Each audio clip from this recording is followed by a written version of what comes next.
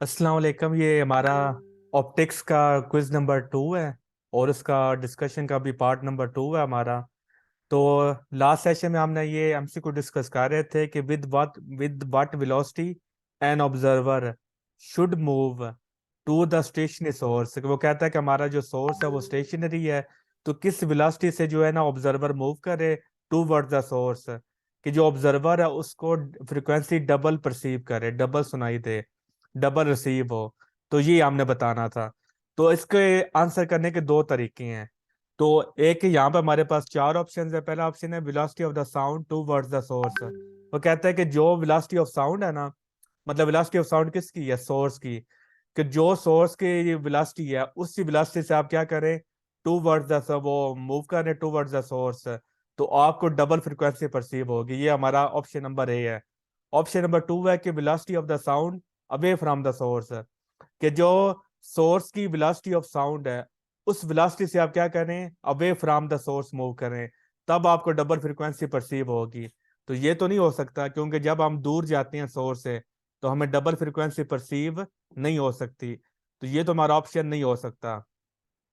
फिर वो कहता है कि जो साउंड है, सोर्स की साउंड की वेलोसिटी का हाफ मूव करें टू वर्ड द सोर्स, तो तब हमें डबल फ्रिक्वेंसी परसीव हो सकती है। तो मे बी ये हमारा आंसर हो सकता है। फिर वो कहता है double the velocity of the sound, कि जो हमारे पास सोर्स की साउंड की जो वेलोसिटी है ना, वो डबल हो, अब उसका जो डबल है उस वेलोसिटी से आप towards the source move करें, तब आपको डबल फ्रिक्वेंसी परसीव होगी। तो सबसे पहले तो ये बताएं कि जो मैंने चारों ऑप्शंस आपको एक्सप्लेन किए हैं, इनकी आपको समझ लगी कि नहीं लगी?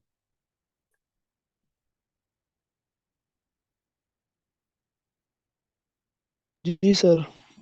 कोई ऐसा जिसको ये चारों ऑप्शंस की समझ ना आई हो?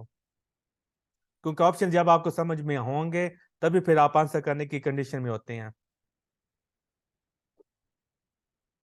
सबको क्लियर है ये चारों ऑप्शंस? जी सर। अब हमने क्या करना है, इसका आंसर बताना है। तो अब देखिए, मैंने आपको बताया था, ये लास्ट सेशन में हमने वो ट्रिक डिस्कस की थी। तो आप दोबारा फिर वो रिकॉर्डेड लेक्चर सुन लीजिएगा जो पहले सेशन में एब्सेंट थे। कि जब हमारा जो सोर्स है, सॉरी, जो ऑब्जर्वर है towards the source move करता है, तब डॉपलर इफेक्ट का फॉर्मूला क्या बन जाता है? F prime is equal to we plus u o. क्योंकि जब हमारे ऑब्जर्वर की क्योंकि हम मूव कर रहे हैं ना, तो यहाँ पर हम यू ओ यूज करेंगे, यानी कि यू ओ मतलब स्पीड ऑफ ऑब्जर्वर। तो जब हमारा जो सोर्स है वो मूव करे तब हम यू एस लगाएंगे। एस का मतलब है स्पीड ऑफ साउंड सोर्स। तो v plus u o divided by v, तो वी हमारा क्या होता है? Speed of sound in air. तो speed of sound in air की डिफरेंट वैल्यूज होती हैं डिफरेंट बुक्स में। तो कुछ बुक्स इसकी वैल्यू देती हैं 320 मीटर पर सेकंड, कुछ बुक्स देती हैं 330, कुछ बुक्स देती हैं 340। अब देखिए, जो हमारा एमसीक्यू नंबर 4 है, यहाँ पे उसने वैल्यू कितनी दी हुई है? वी की 320 मीटर पर सेकंड। तो अगर आप मैट्रिक की बुक उठा लें या एफ एस की बुक उठा लें तो वहां पर 340 भी हुआ, वो आपको वैल्यू दी होती है, 343 भी दी होती हैं। तो मोस्टली केसेस में आपको तो वी की वैल्यू आपको गिवन होगी, तो उसी वैल्यू को फिर आपने यूज करके उसको सोल्व करना है। लेकिन अगर वो वी की वैल्यू आपको ना दे, फिर अंडरस्टूड है कि इसकी वैल्यू आपने खुद पुट करनी है। तो वो आपकी मर्जी है कि वो आप 320 पुट कर लें, 330 पुट कर लें, 340 पुट कर लें। जो भी पुट करेंगे आपका आंसर क्या आएगा? ठीक आएगा। सही है। तो ये भी बात हो गई। तो फिर नेक्स्ट कहता है कि जो हमारी अपेरेंट फ्रिक्वेंसी है उसमें वो कितनी हो जाएगी? डबल। तो एफ प्राइम की जब हम कितनी पुट कर देंगे? 2f पुट कर देंगे, क्योंकि ओरिजिनल फ्रिक्वेंसी का डबल होना है ना, तो इसलिए यहाँ पर एफ प्राइम किसके इक्वल हो जाएगा? 2f के। तो ये एफ और ये एफ ये आपस में कट गया, पीछे क्या बच गया? 2 और v प्लस यू और डिवाइडेड बाई वी। तो यहाँ पर v डिवाइड और इधर आके क्या हो गया? मल्टीप्लाई। तो 2v is equal to we plus U. तो ये v इधर प्लस और इधर इधर आके माइनस हो गया, तो 2v माइनस वी। तो आंसर हमारा क्या आ गया? v is equal to u o. तो v हमारा क्या है? Speed of sound in air. तो वो कहता है कि speed of velocity of the sound towards the source, कि जो वेलोसिटी ऑफ साउंड कितनी है? v है। इस वेलोसिटी से अगर जो ऑब्जर्वर है वो मूव करे टू वर्ड्स द सोर्स, तो हमें डबल फ्रिक्वेंसी परसीव होगी। तो एमसीक्यू क्लियर है ये? सर ये दोबारा समझाते, नहीं आई समझ इसकी। कहाँ से समझाऊं?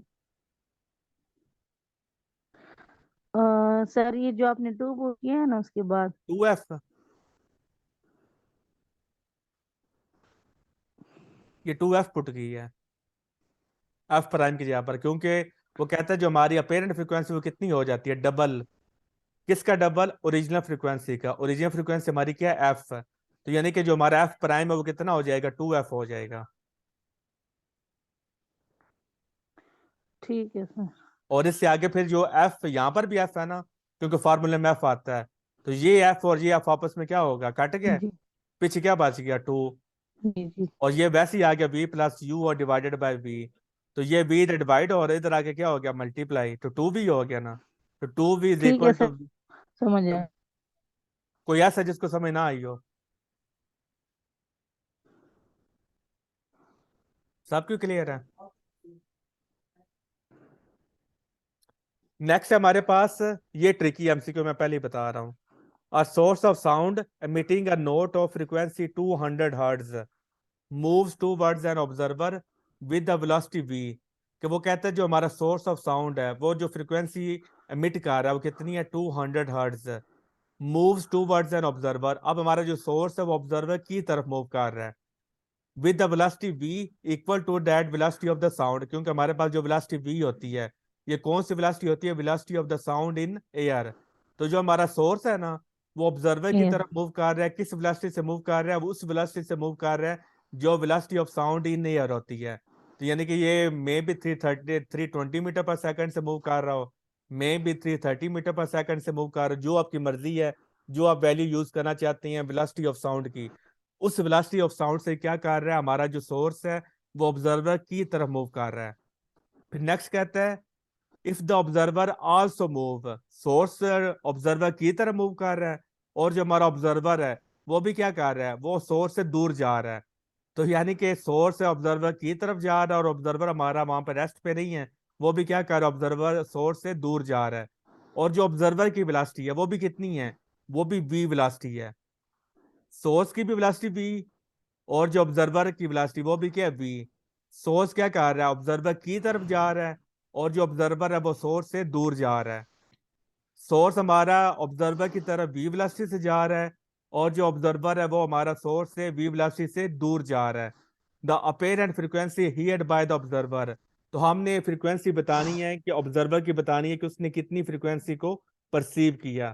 तो सबसे पहले तो ये बताएं क्वेश्चन समझ में आया या नहीं आया? जी सर, समझ आया। तो अब मिसाल आप यहां से बता दें इसका आंसर क्या हो गया? 50 हर्ट्ज, 100 हर्ट्ज, 150 या 200 हर्ट्ज? कितनी फ्रीक्वेंसी को वो परसीव करेगा? पहले ओरिजिनल फ्रीक्वेंसी 200 हर्ट्ज है। 200 हर्ट्ज उसने क्या किया था? मूव किया था, मतलब वो एमिट की थी। तो इसका फिर आंसर क्या होगा?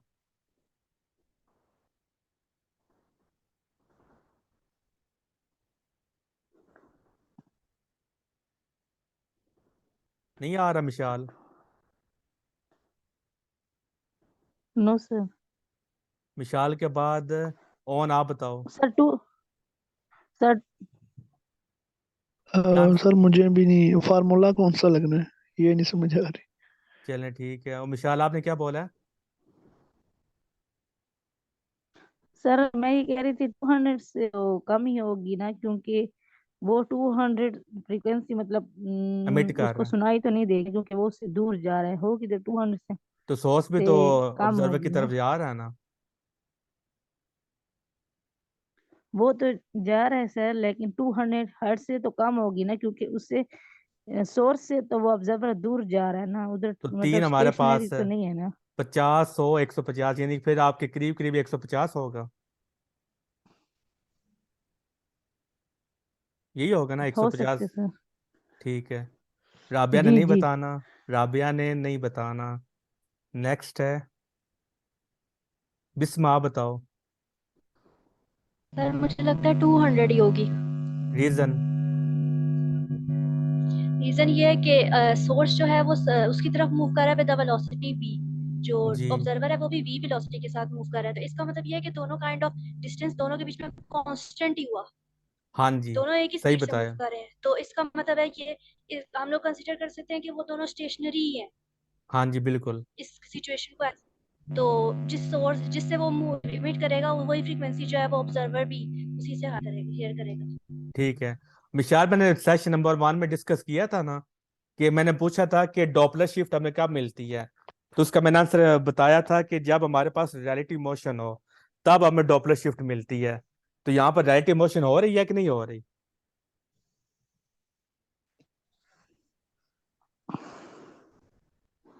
रिलेटिव मोशन यहाँ पर हो रही है कि नहीं हो रही?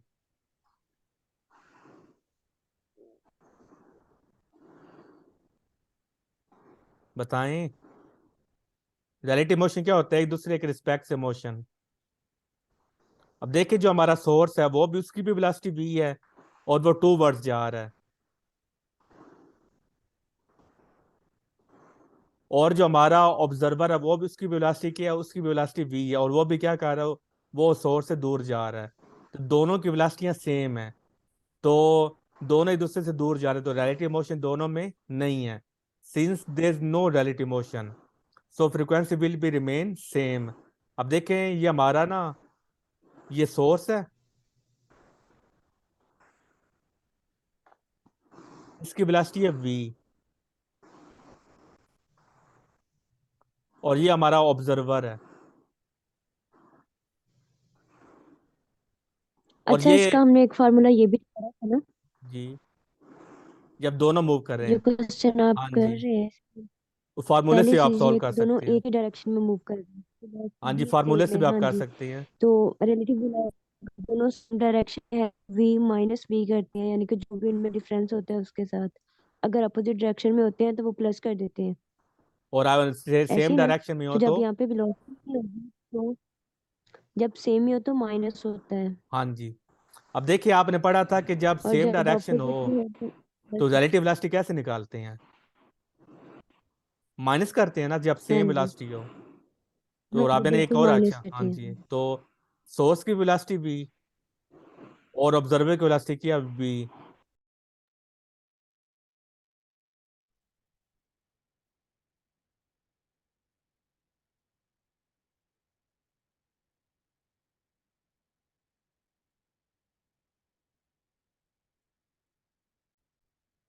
तो हमने पढ़ा था कि जब हमारे पास सेम वेलोसिटी हो ना, तो रिलेटिव वेलोसिटी क्या होती है? जीरो होती है, मतलब माइनस होती है। तो मैंने ये इंटरव्यू का क्वेश्चन है कि डॉपलर शिफ्ट हमें कब मिलेगी? डॉपलर शिफ्ट हमें कब, उस वक्त मिलेगी जब रिलेटिव मोशन मौजूद होगी। तो जब रिलेटिव मोशन मौजूद नहीं होगी तब हमें डॉपलर शिफ्ट नहीं मिलेगी। तो चूंकि सेम डायरेक्शन में जा रहे हैं, तो जब सेम डायरेक्शन में जाती हैं तो रिलेटिव वेलोसिटी क्या होती है? माइनस होती है। तो सोर्स की वेलोसिटी v है और ऑब्जर्वर की वेलोसिटी v है। तो v माइनस v क्या हो जाएगा? जीरो हो जाएगा। तो यहाँ पर रिलेटिव वेलोसिटी जीरो है, तो जब रिलेटिव वेलोसिटी जीरो होगी तो डॉपलर शिफ्ट हमें नहीं मिलेगी। तो जो वेलोसिटी उसने ओरिजिनल हमें एमिट की थी 200 हर्ट्ज, वही फ्रीक्वेंसी हमें परसीव होगी। क्लियर है ये एमसीक्यू?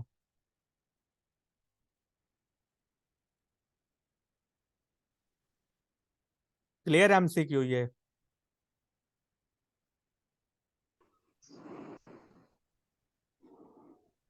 आपकी खामोशी का मतलब है क्लियर है। नेक्स्ट है, Doppler's effect will not be applicable when the velocity of sound source is. तो इसका आंसर मुझे बताएगा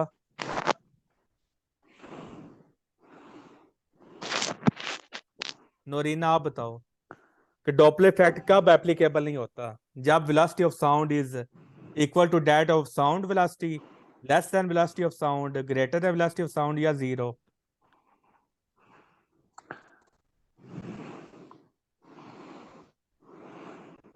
इक्वल हो तब, लेस देन हो,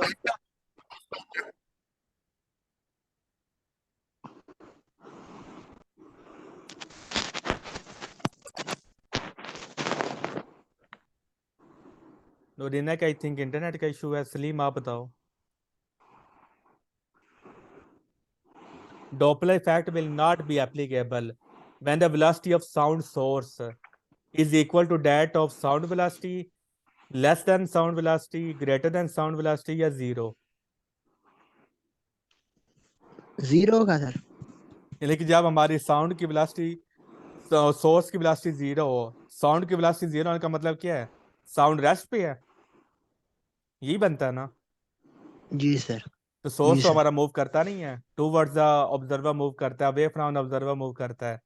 तो अगर हम उसकी वेलोसिटी सोर्स की 0 कर दें, तो वो फिर जो दो केस हम पढ़ते हैं कि सोर्स हमारा टूवर्ड्स द ऑब्जर्वर जा रहा है, अवे फ्रॉम द ऑब्जर्वर जा रहा है, वो तो फिर गलत ना हो गया। जी सर, वो फिर गलत हो जाएगा।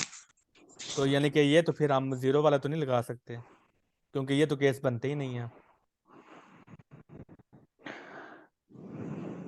चले अभी आप बता दो।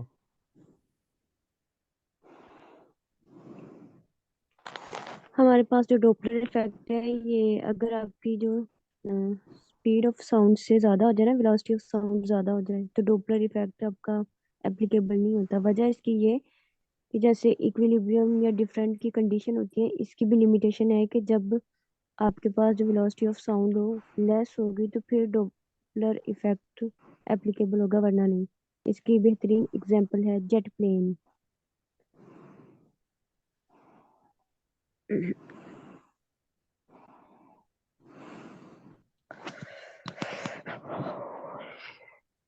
बिस्म आप थोड़ा कोई ऐड करना चाहिए इसमें।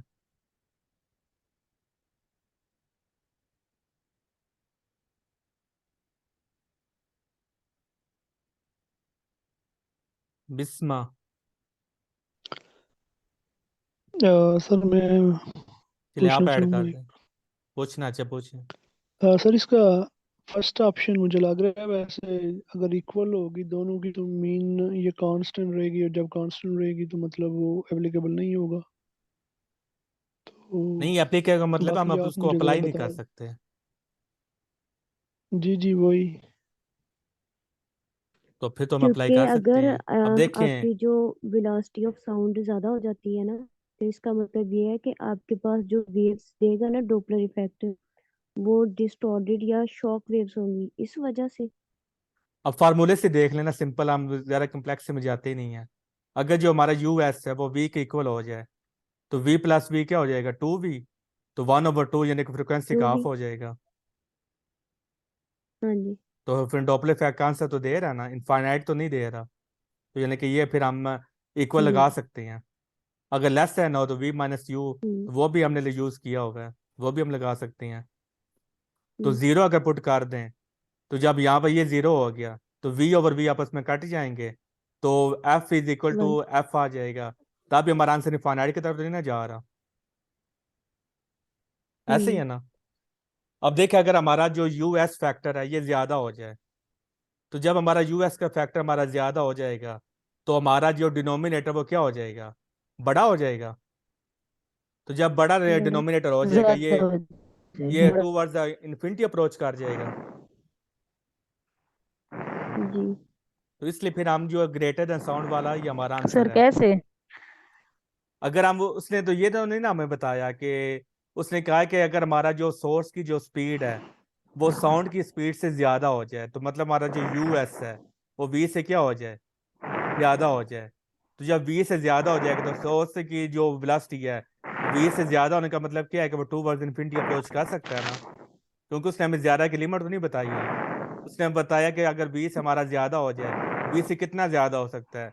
चलते चले जाएं, चलते चले जाएं, लिमिट आ जाएगी, क्या आ जाएगी? इन्फिनिटी। तो हमारा एक फैक्टर क्या हो गया? ठीक है इन्फिनिटी सर। हो गया। तो जब हमारा एक फैक्टर है जो, और ये तो हमारा मेन फैक्टर है यूएस है, बी तो हमारा वैसे ही कांस्टेंट है ना, क्योंकि ये स्पीड ऑफ साउंड नहीं आ रहा, ये वैसे ही कांस्टेंट है। जो हमारा डिसाइडिंग फैक्टर वो तो यूएस है। तो अगर ये हमारा इन्फिनिटी की तरफ चला जाता है, फिर हमारा आंसर तो नहीं ना आएगा। क्लियर है ये MCQ?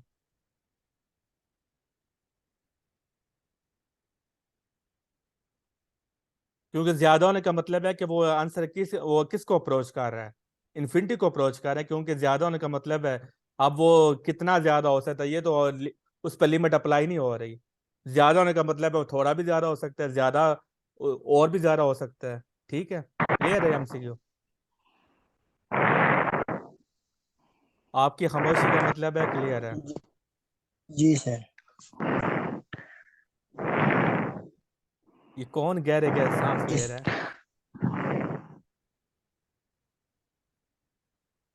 The Doppler effect is applicable for, ये मुझे बताएगा,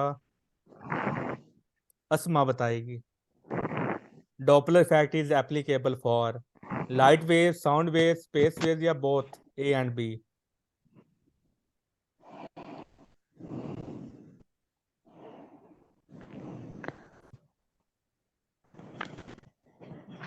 अस्मा का साउंड डिस्कनेक्ट हो वेव रहा है। सर, नहीं, साउंड वेव नहीं है। नोरीना आप बताओ। या फिर लाइट वेव होगा। या का वर्ड आपने यूज किया है। लाइट वेव्स होगा। सही है। नोरीना आपका क्या आंसर है? सर यही ये लग रहा है। आपको सर लाइट वेव्स लगता है? ये सर अभी आपने साउंड वेव्स के बारे में पढ़ा नहीं है, डॉपलर इफेक्ट कि नहीं पढ़ा? ये दोनों होंगे सर, लाइट वेव्स और साउंड वेव्स होंगे। हाँ जी, क्योंकि अभी हमने ये जो पढ़ रहे हैं एमसीक्यू नंबर, ये जो 7 कह ले 6 कह ले, ये किसके रिलेटेड पढ़ रहे हैं? साउंड वेव्स के बारे में नहीं पढ़ रहे हैं, जी ऐसे ही है सर। ना? और जो रेड शिफ्ट ब्लू शिफ्ट, जी जी सर। वो फिर के वो किस में आता है? वो लाइट पे आता है ना? लाइट के जी सर। जी तो जी। डॉपलर इफेक्ट दोनों के लिए एप्लीकेबल है, लाइट के लिए भी एप्लीकेबल है और साउंड के लिए भी एप्लीकेबल है।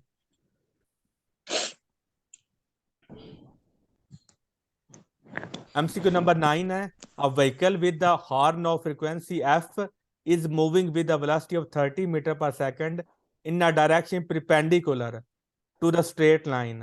अब यानी कि वो परपेंडिकुलर जा रहे, पहले क्या करते थे, अगर ऑब्जर्वर जा रहा था towards the source straight line में जाता था, अगर जो सोर्स है ऑब्जर्वर की तरफ जाता था तो ये क्या करता था, स्ट्रेट लाइन में जाता था। लेकिन अब वो कह रहा है परपेंडिकुलर जा रहा है। The observer perceive the sound have a frequency F plus F one. वो कहता है जो ऑब्जर्वर को फ्रीक्वेंसी मिल रही है वो कितनी मिल रही है, F plus F one. Then अब देखिए यहाँ पर उसने speed of sound in air कितनी बता दिया, 300। मैंने आपको बोला था कि डिफरेंट बुक्स में डिफरेंट वैल्यू बताता है। अब पहले वो 320 बता रहा था speed of sound in air, अब यहाँ पर उसने कितनी बता दिया, 300। तो जो वो बताएगा आपने उसके अकॉर्डिंग आपने वैल्यू को यूज करना है। तो इसका क्या आंसर होगा?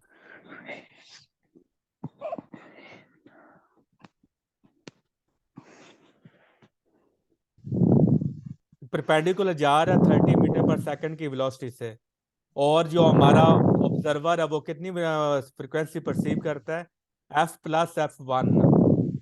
तो हमने क्या बताना है, हमने बताना है देन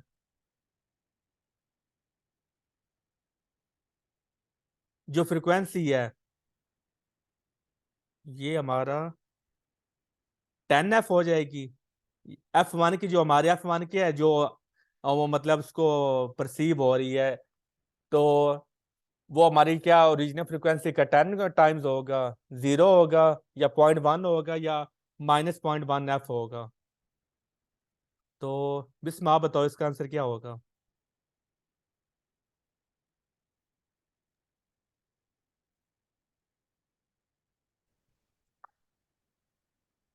क्वेश्चन की समझ आ गई है ना? परपेंडिकुलर जा रहा है 30 मीटर पर सेकंड की वेलोसिटी से, तो हमने फ्रीक्वेंसी का बताना है, ऑब्जर्वर कितनी परसीव करेगा।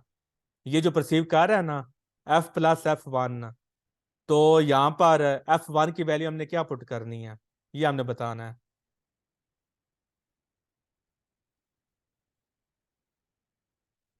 ये सर फिर से रिपीट करना एक मरतबा। दोबारा रिपीट कर देता हूँ कि हमारा जो है ना सोर्स, क्योंकि सोर्स है वो मतलब व्हीकल मतलब सोर्स, वो 30 मीटर पर सेकंड की वेलोसिटी से परपेंडिकुलर जा रहा है। किसके परपेंडिकुलर जा रहा है? ऑब्जर्वर के। तो ऑब्जर्वर क्या करता है, observer perceive the sound to have a frequency, तो उसको कितनी फ्रीक्वेंसी वो कहता है परसीव होती है, एफ प्लस एफ वन। तो F1 की वैल्यू हमने बतानी है। ये टोटल F प्लस F1 ये किसके इक्वल है, इसका टोटल को हम बोलेंगे अपेरेंट फ्रीक्वेंसी, जिसको हम क्या किस से रिप्रेजेंट करती हैं, F प्राइम से। F प्राइम को उसने यहाँ पर क्या दो हिस्सों में तोड़ दिया है, एक उसने F दे दी है और दूसरा उसने बोला F1। इन दोनों को जब आप ऐड करोगे तो हमें क्या मिलेगा, F प्राइम मिलेगा। F प्राइम का मतलब क्या है, डॉपलर शिफ्ट मिलेगी, मतलब चेंज इन फ्रिक्वेंसी मिलेगा, अपेरेंट फ्रिक्वेंसी मिलेगी। तो ये हमने बताना है, यानी कि हमने f1 की वैल्यू बतानी है, वो कितनी होगी। परपेंडिकुलर जा रहा है, पहले वो क्या करता था, पहले और चाहे ऑब्जर्वर था वो भी अलोंग द स्ट्रेट लाइन जाता था, सोर्स था वो भी अलोंग द स्ट्रेट लाइन जाता है, लेकिन इस सवाल में जो हमारा सोर्स है वो परपेंडिकुलर जा रहा है। किसको आंसर का पता है तो बता दे।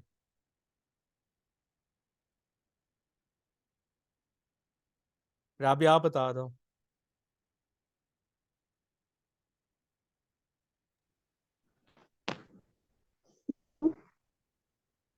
जी 0, F1 0 आएगा इसका। रीजन भी बता दे। वही जो ऊपर आपने बताई है, परपेंडिकुलर डिस्टेंस है, और वो भी किसके दरमियान, दो के दरमियान, एक ऑब्जर्वर और दूसरा आपके पास वही हैकन है, सोर्स। सोर्स, दोनों के दरमियान। जी तो जिस वजह से डॉपलर इफेक्ट एग्जिस्ट नहीं। देखिए पहले क्या करते थे, दोनों टू वर्ड जाते थे अलोंग द स्ट्रेट लाइन। देखिए यहाँ पे वो जा रहे हैं परपेंडिकुलर, तो परपेंडिकुलर डायरेक्शन में डॉपलर इफेक्ट एप्लीकेबल नहीं है, सिंपल सा केस है। मैं बार बार वर्ड यूज कर रहा था परपेंडिकुलर का। अब देखिए उसने कितनी लंबी चौड़ी स्टेटमेंट दी है पेपर में, लेकिन ये जो वर्ड है ना परपेंडिकुलर डायरेक्शन, ये सारा मेन बात है। जब वो लंबी चौड़ी आपको स्टेटमेंट देता है ना पेपर में, तो आप वो बंदा जो स्टूडेंट है वो घबरा जाता है, वो कहता है इतना लंबा इतना बड़ा क्वेश्चन। तो लेकिन उस क्वेश्चन का आंसर बड़ा सिंपल सा होता है। जो सारी लंबे चौड़ी स्टेटमेंट होती है उसमें कोई एक लफ्ज ऐसा छुपा होता है, इसमें सवाल का जवाब होता है। तो यहाँ पर वो आपको बता रहे कि परपेंडिकुलर डायरेक्शन, बाकी फिर आप जो मर्जी वो बताता रहे कंफ्यूज करने के लिए, क्योंकि यहाँ पर डॉपलर इफेक्ट एप्लीकेबल ही नहीं है। तो एप्लीकेबल नहीं है तो F1 के बारे में हमारी वैल्यू क्या होगी, 0 होगी, उसमें हम कोई चेंज आएगी ही नहीं, क्योंकि अगर परपेंडिकुलर की जगह पे पैरेलल कर दे फिर।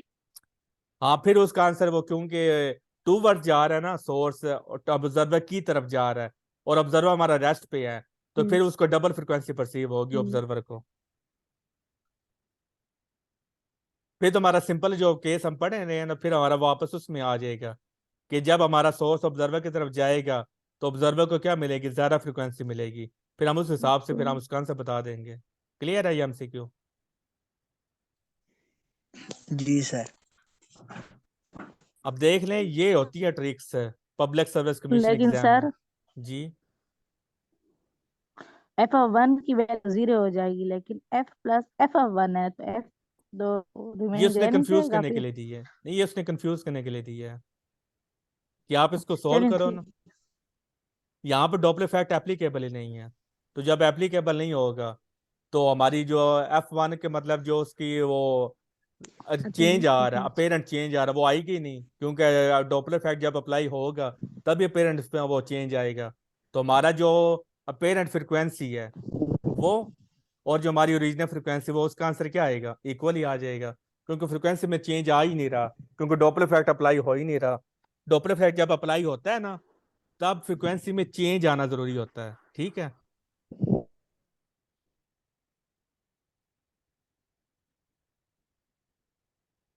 क्लियर है मिशाल? जी सर क्लियर है। लास्ट MCQ आज के।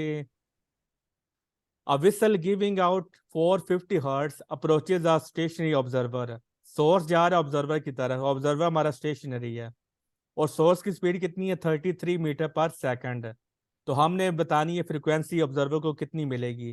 तो मिशाल आप ही फार्मूला बताओ, यहाँ पे कौन सा फार्मूला यूज होगा, क्योंकि सोर्स जा रहा है ऑब्जर्वर की तरफ।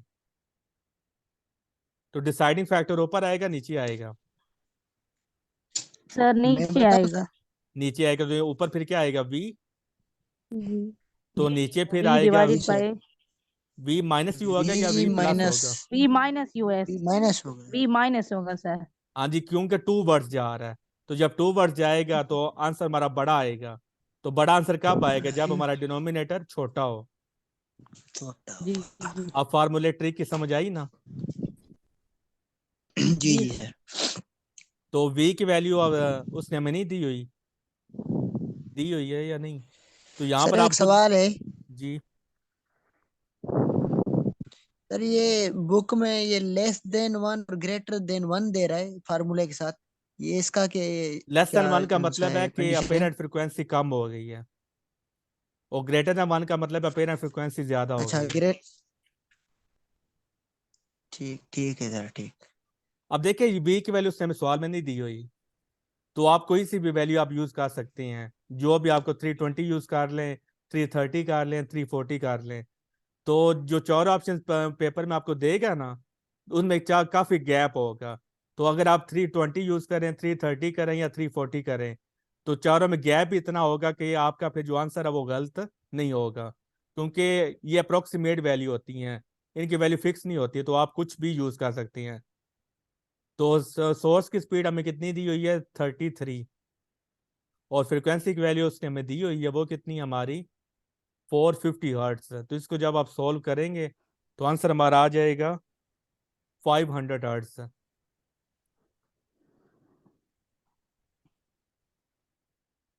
ओरिजिनल हमारी 450 थी।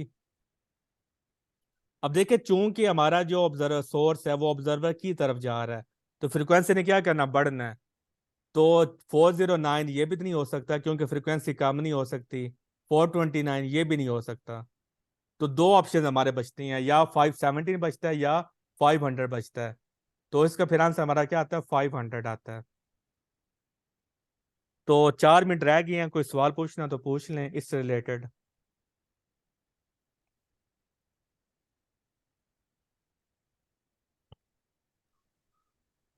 तो हमारे चैप्टर वाइज जो क्विजेस का डिस्कशन का सिलसिला आज से खत्म हो गया है। कल हम मॉक टेस्ट की तरफ वापस रिटर्न हो जाएंगे, और जो आपकी सेकंड हाफ बुक का जो मॉक टेस्ट है वो कल या परसों आपका हो जाएगा। और जो डिस्कशन स्टार्ट होगी वो मॉक टेस्ट नंबर 1 की डिस्कशन स्टार्ट होगी। तो जब मॉक टेस्ट नंबर 1 की डिस्कशन स्टार्ट होगी, फिर मॉक टेस्ट नंबर 2 की डिस्कशन स्टार्ट होगी, और फिर मॉक टेस्ट जो फुल बुक के जो होगा उसके डिस्कशन स्टार्ट होगी। इसके बाद हम 30 जनवरी को 30 अक्टूबर को जो पब्लिक सर्विस कमीशन का वो पेपर हुआ था वो हम डिस्कस करेंगे। उसके बाद फिर हम सेकंड ईयर की तरफ जाएंगे। तो यानी कि हमारे 7 से 10 दिन जो है ना मजीद, वो आपको वेट करना पड़ेगा सेकंड ईयर की तरफ जाने पे। क्लियर है? जी सर। और अच्छा सर सर ये प्रेजेंटेशन। प्रेजेंटेशन जिसने बोला था तो कल का वेट कर लेते हैं, अगर वो प्रिपेयर कर लेता है, क्योंकि हमने दिन रखे हुए हैं ना, तो अपने दिन पर जो प्रेजेंटेशन नहीं देगा तो उसका मतलब है उसको फिर हम क्लास में अलाउ नहीं करेंगे, प्रेजेंटेशन वाली क्लास में। बाकी क्लास वो अटेंड कर सकता है, लेकिन प्रेजेंटेशन वाली क्लास वो अलाउ नहीं करेगा। अब चूंकि जिसने बोला था हुमैरा ने बोला था, तो हुमैरा ने अगर कल प्रेजेंटेशन नहीं देती तो फिर हम जितनी भी प्रेजेंटेशन बाकी होंगी ना, उसमें फिर हम हुमैरा को ऐड नहीं होने देंगे, वो हम उसको निकाल देंगे। क्योंकि एक होता है ना प्रेजेंटेशन देना, चाहे टूटी फूटी दे दे वो अलग बात है, और एक ये होता है कि बोल के प्रेजेंटेशन से भाग जाना, ये बहुत नेगेटिव बात है। तो जो ऐसा करेगा ना प्रेजेंटेशन का बोल के फिर वो भाग जाएगा, वो प्रेजेंटेशन देगा ही नहीं, उसको फिर हम बाकी प्रेजेंटेशन का भी हिस्सा नहीं बनाएंगे। सही है? सर मेरा कौन सा दिन है मतलब? अब देखिए कल तो मंडे है, तो ट्यूसडे को कौन प्रेजेंटेशन देगा? अच्छा ये क्या बात हुई कि जो प्रेजेंटेशन नहीं दे रहा वो नहीं नहीं, ऐड ही जो नहीं भाग होगा? रहा है, क्योंकि मैंने उमैरा ने तो आपको बोला था साफ ना, इनकार किया था, मुंह पे किया था। उमैरा ने बोला था कि मंडे को मैं दूंगी, उसने वो खुद बोला था। तो अभी तक वो नजर नहीं आ रही, इसलिए कह रहा हूँ कि उसने मिस कमिटमेंट की है। अच्छा। आपने तो सीधा फॉरवर्ड बोला ना कि मैंने नहीं देनी, तो आप तो पार्ट हाँ होंगी। जी। तो ट्यूसडे को कौन देगा सर मैं दे दूंगी। टॉपिक? फिर आपको हुमैरा को मैंने टॉपिक दिया हुआ है E = mc²। फिर आप भी उसी पे कर लेना, क्योंकि ये इंटरव्यू के पॉइंट ऑफ व्यू से बहुत इंपॉर्टेंट हमारा ये कंसेप्ट है। E = mc² की फिजिकल सिग्निफिकेंस वो कहता है बताओ। वो कहता है आपने बचपन से पढ़ रहे हैं E = mc² होता है, तो हमें इसका मीनिंग बताओ, ये हमें क्वेश्चन बताती क्या है। तो ये फिर आपने इसका करना है प्रेजेंटेशन, ठीक है? ठीक है सर। तो एक्सक्यूज विशाल मी फिर। सर, जी। मैंने आज ही ये ग्रुप ज्वाइन किया है, तो मुझे मेरा ये कवर हो जाएगा? जो पीछे सारा कुछ आपने करा दिया वो मैं कैसे करूंगी? अब देखिए जो पीछे आपने मिशाल इतना करा दिया है। मिशाल जो है ना, अभी हमने सिर्फ फर्स्ट ईयर की है, 11 चैप्टर किए हैं। विशाल जो है ना, ये भी 1-2 दिन हुए ने ज्वाइन किए हुए। और भी इसके अलावा ऑन है क्लास में, ये भी न्यू कमर है, आपके साथ ही हैं। अस्मा ये भी न्यू कमर है। ये सिर्फ राबिया ओल्ड कमर है और सलीम है, बाकी सारे न्यू कमर हैं। तो मैंने 10 दिन का टाइम इसलिए आपको, अभी 10 दिन हम सेकंड ईयर की तरफ नहीं जाएंगे, इस क्विजेज हम डिस्कस करेंगे। तो क्विजेज में आपने क्लास लेनी है और जो सवाल होंगे वो आपने डिस्कस करना है। तो 10 दिन आपके पास हैं, तो उसमें आप फिर वो कवर आप कर सकती हैं, क्योंकि सारे रिकॉर्डेड लेक्चर्स आपको वो मिल जाएंगे। सर इन क्विज़ेस की भी वीडियोस भेज दें। हाँ जी, वो मिल जाएंगी। मैं वो टाइम नहीं मिला, सुबह फिर अपलोड कर दूंगा। ठीक सर, ठीक। बिस्मा कोई और क्वेश्चन? सर ये E इक्वल टू MC के बारे में मतलब फुल इसका बताना होगा ना प्रेजेंटेशन में हाँ कि जी, फिजिकल फिजिकल सिग्निफिकेंस सिग्निफिकेंस बतानी क्या है, है, क्या चीज मतलब डेरिवेशन नहीं